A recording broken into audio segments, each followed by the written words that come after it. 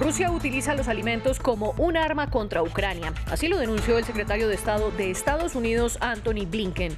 Afirmó que las tropas rusas tienen como rehén a los suministros e impiden las exportaciones de granos. Al tiempo que el Senado estadounidense aprobó un nuevo paquete de ayudas por $40.000 millones para Ucrania. Después de casi 2 años por fuera de España, el rey emérito Juan Carlos I regresó a su país natal, luego de que fuera archivada la investigación por presunto fraude fiscal y blanqueo de capitales. El antiguo monarca vive en Emiratos Árabes desde agosto de 2020, cuando iniciaron las investigaciones. Conectaremos con Madrid. Y la guerra en Ucrania es protagonista en el Festival de Cannes. Hoy se presentó un documental que relata cómo se vive en un barrio de Mariupol, una de las ciudades ucranianas más bombardeadas. El filme, de hecho, es un homenaje a su codirector, asesinado en esa urbe. Tenemos reporte desde Francia. Bienvenidos a las noticias de France 24. Mi nombre es María Clara Calle y es un gusto acompañarlos. Y empezamos en Estados Unidos porque el Senado aprobó el paquete de $40.000 millones para respaldar a Ucrania. Con 86 votos a favor y tan solo 11 en contra, los legisladores probaron una unidad que pocas veces se ha visto en proyectos propuestos por el gobierno de Joe Biden. La semana pasada, la Cámara de Representantes le dio el aval con 368 votos a favor y 57 en contra, por lo que el paquete ya queda en pie. Más de la mitad del dinero, es decir, $24.000 millones, son para armar y equipar a las fuerzas ucranianas, $9.000 millones para el gobierno de Kiev y $5.000 millones para ayudas alimentarias a los países que dependen de los cultivos que Ucrania no ha podido exportar. Y en esa línea, Estados Unidos acusó a Rusia de utilizar los alimentos como un arma contra Ucrania. Ante el Consejo de Seguridad de la ONU, el secretario de Estado de la Casa Blanca, Antony Blinken, afirmó que Moscú tomó como rehén el suministro de millones de ucranianos. Conjuntamente, Rusia y Ucrania producen casi 1/3 del trigo que se consume en todo el mundo. Escuchemos a Blinken. La Federación Rusa afirma falsamente que las sanciones de la comunidad internacional son las culpables del empeoramiento de la crisis alimentaria mundial. Las sanciones no están bloqueando los puertos del Mar Negro, atrapando barcos llenos de alimentos y destruyendo las carreteras y vías férreas de Ucrania, sino Rusia. Las sanciones no están vaciando los silos de grano ucranianos y el robo de equipos agrícolas ucranianos. Rusia lo está haciendo. Las sanciones no impiden que Rusia exporte alimentos y fertilizantes. Las sanciones impuestas por Estados Unidos y muchos otros países incluyen deliberadamente la exclusión de alimentos, fertilizantes y semillas de Rusia. Avanza la diplomacia de Suecia y Finlandia para entrar a la OTAN. Este jueves, la primera ministra sueca Magdalena Andersson y el presidente finlandés Sauli Niinisto se reunieron con el mandatario Joe Biden en la Casa Blanca para discutir la adhesión a la alianza militar. Turquía, que es el país que se opone, estaría a la espera de concesiones de armas y de que los nórdicos rechacen al Partido de los Trabajadores de Kurdistán, conocido como PPK, para revertir su postura y respaldar la decisión unánime que se necesita en la OTAN. Rodrigo Sedano nos cuenta qué pasó en Washington. Una visita en la Casa Blanca que podría ser preámbulo de una nueva era estratégica para la OTAN. El presidente de Finlandia, Sauli Niinisto, y la primera ministra sueca, Magdalena Andersson, se reunieron con el presidente Joe Biden de gira tras entregar sus solicitudes para entrar en la Alianza Atlántica. La agresión rusa a gran escala contra un vecino soberano y democrático fue un momento decisivo para Suecia, y mi gobierno ha llegado a la conclusión de que la seguridad del pueblo sueco estará mejor protegida dentro de la alianza de la OTAN. Una decisión aplaudida por el mandatario estadounidense. Y hoy me enorgullece asegurarles que cuentan con el respaldo total y completo de los Estados Unidos de América. Hoy mi administración está presentando al Congreso de Estados Unidos informes sobre la adhesión a la OTAN de ambos países para que el Senado pueda pasar rápidamente a asesorar y consentir el tratado. Pero es necesario que los 30 aliados de la OTAN den el sí, y Turquía lanzó su veto argumentando que estos países protegen terroristas. Los nórdicos están abiertos al diálogo. Como aliados de la OTAN nos comprometeremos con la seguridad de Turquía, al igual que Turquía se comprometerá con nuestra seguridad. Nos tomamos el terrorismo en serio. El futuro geoestratégico de Suecia y Finlandia está ligado al de los kurdos de Turquía y Siria. Según Ankara, protegen a miembros del PKK, el Partido de los Trabajadores del Kurdistán, declarado como terrorista por Turquía, y las YPG, filial del PKK en el norte de Siria y aliado de Estados Unidos en la lucha contra el Estado Islámico. Ankara estaría condicionando su veto a concesiones sobre este tema y también ha hablado sobre el embargo de armas de ambos países tras la ofensiva turca sobre el norte de Siria en 2019. Avanza el primer juicio por posibles crímenes de guerra cometidos en Ucrania. El soldado ruso acusado pidió perdón a la familia de la víctima, un civil de 62 años al que le disparó, como el mismo militar ruso lo aceptó, mientras la fiscalía pide cadena perpetua. Les contamos más en el siguiente informe. Por favor, dime, ¿te arrepentiste del crimen que cometiste? Sí, admito mi culpabilidad. Entiendo que no podrás perdonarme, pero te pido perdón. Es el segundo día de un juicio de gran importancia simbólica para Ucrania. El primero por crímenes de guerra desde la invasión rusa. El acusado Vadim Sisimarin pidió perdón a la viuda de Oleksandr Selipov, de 62 años. En el cuarto día de la invasión rusa, Sisimarin le disparó en la cabeza pese a ser un civil desarmado. Tenía un disparo en la cabeza, corrí hacia él y se veía su cerebro. Bueno, el cráneo estaba perforado. El hecho ocurrió en la localidad de Chupakivka, en el noreste ucraniano, algo que el acusado admitió durante el primer día del juicio.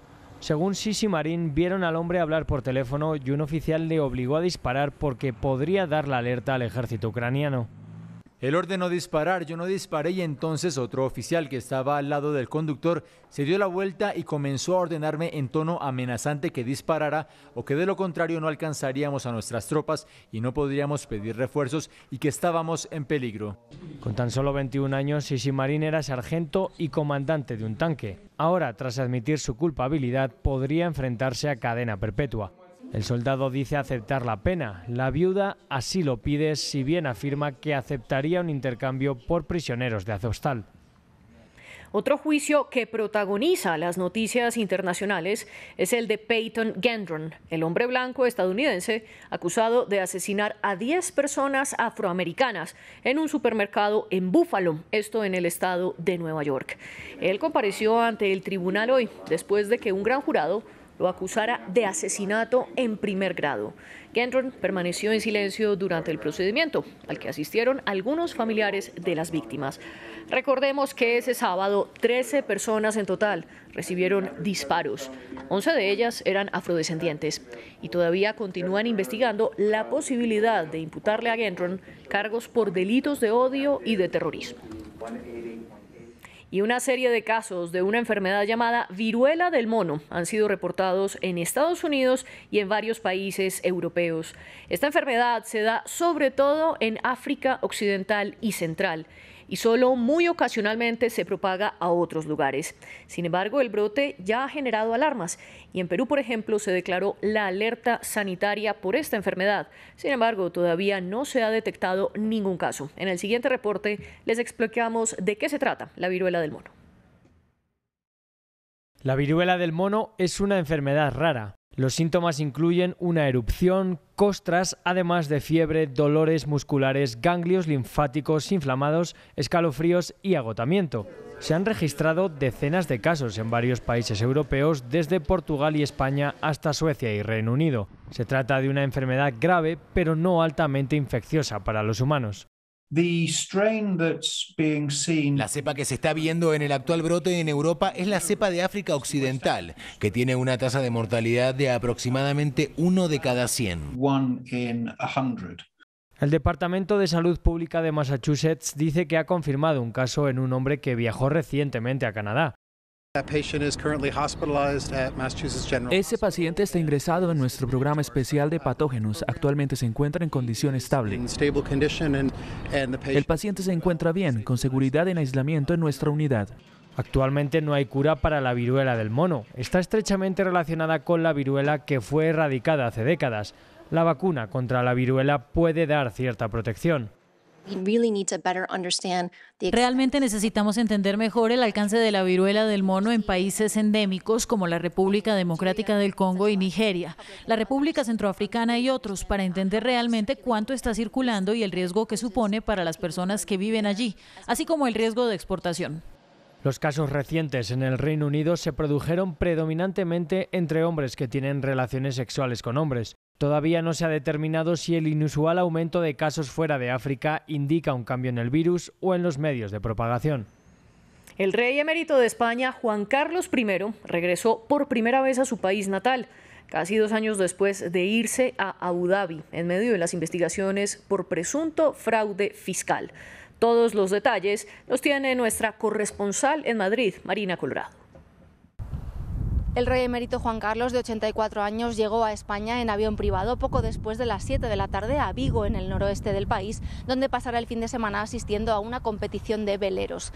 Han pasado casi 2 años desde que pisó suelo español, cuando en agosto de 2020 se fue a vivir a Emiratos Árabes Unidos, huyendo de la presión de la justicia, que 2 meses antes abría un tercer caso en su contra por irregularidades fiscales. Según el emérito, que abdicó en 2014, este cambio de vivienda lo hizo para facilitarle la tarea a su hijo, el rey Felipe VI.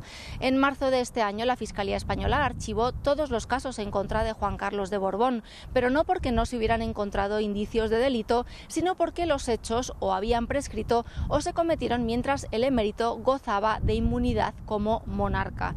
Esto despejó el camino para su regreso al territorio del que fue rey durante 39 años.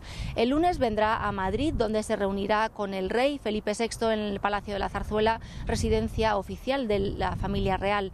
Ese mismo día volverá de regreso a Abu Dhabi.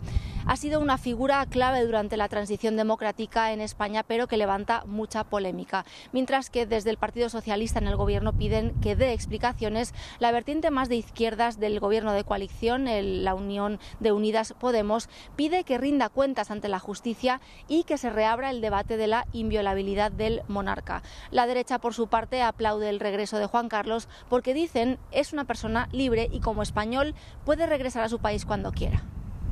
Y nos vamos a Francia con lo último del Festival de Cannes, donde la guerra en Ucrania ha sido la protagonista. Hoy se estrenó Mariupolis 2, un documental que muestra cómo se vive en un barrio de la ciudad ucraniana de Mariupol bajo los bombardeos. De hecho, la directora Hanna Bilobrova le rindió así un homenaje a su prometido, el director Mantas Kedaravicius, quien fue asesinado en esa urbe en medio de la guerra. María Carolina Piña, la enviada especial de RFI, nuestra cadena aliada, nos resume qué pasó en la jornada de ayer en Cannes. La competencia del Festival de Cine de Cannes comenzó oficialmente con una cinta histórica y un relato en lo alto de las montañas. El director ruso Kirill Serebrennikov regresó por la puerta grande al Festival de Cannes. Serebrennikov, sobre quien pesaba hasta hace unos meses la prohibición de salida de su país, el conocido cineasta y opositor al Kremlin, está aquí en la competencia con su última película, La esposa de Tchaikovsky, un drama histórico sobre la mujer del célebre compositor ruso. Нам сегодня нужно портрет сделать. Я сейчас уйду на полчаса, ты пока оденься, приготовься. La cinta narra la pasión devoradora hasta la locura de esta mujer, Antonina, y su matrimonio desastroso con Tchaikovsky en el siglo XIX, pero también la sumisión de las mujeres y la alienación a los valores patrióticos.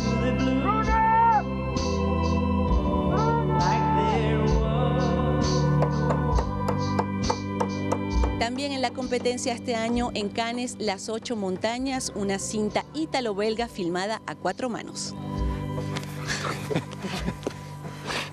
Las 8 montañas narra la amistad entre Pietro y Bruno en un paraíso de naturaleza, una cinta lenta que transcurre desde la infancia hasta la adultez entre estos dos amigos que construyen un jardín secreto en lo alto de las montañas. Cannes deliró con la presencia de la superestrella de Hollywood Tom Cruise, quien vino a la alfombra roja de Cannes para presentar su última película Top Gun Maverick, 36 años después de esa primera película que se volvió de culto. No turning back now.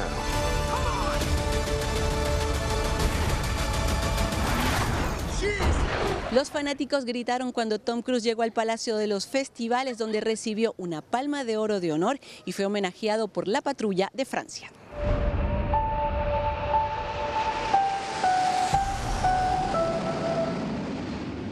Hasta aquí las noticias, sigan con nosotros.